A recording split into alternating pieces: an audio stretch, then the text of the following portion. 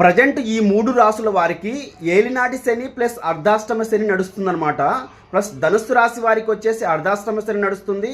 అలాగే మనకు మీనరాశి ప్లస్ మేషరాశి వాళ్ళకి వచ్చేసి ఏలినాటి శని నడుస్తుందన్నమాట. సో ఈ 3 రాసుల వారు ధనుస్సు రాశి, మీనరాశి, అలాగే మేషరాశి, ఈ 3 రాసుల వారికి శని యొక్క బాధలు తొలగాలంటే ఈ గుప్త పరిహారాన్ని చేసుకోండి. ఈ తాంత్రిక పరిహారాన్ని, ఈ గుప్త పరిహారాన్ని మీరు చేసుకున్నట్లయితే ఖచ్చితంగా మీరు రుణ విముక్తి పొందుతారు. అలాగే ధనాదాయం పెరుగుతుంది. శనేశ్వర బాధల నుంచి మీరు విముక్తి పొందుతారనమాట. మీరు ఏం చేయాలంటే ఇలా 19 శనివారాలు చేయాలి. మీరు 19 శనివారాలు రావి చెట్టు దగ్గరికి వెళ్ళండి.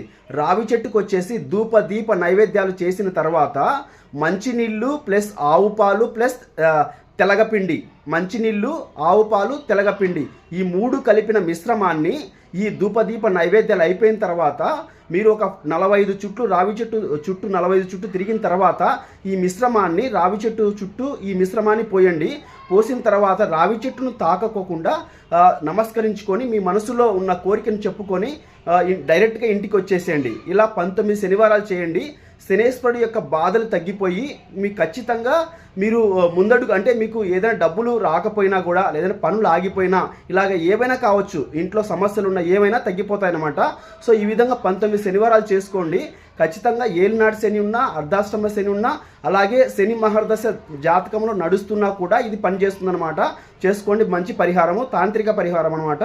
ఓం నమః శివాయ.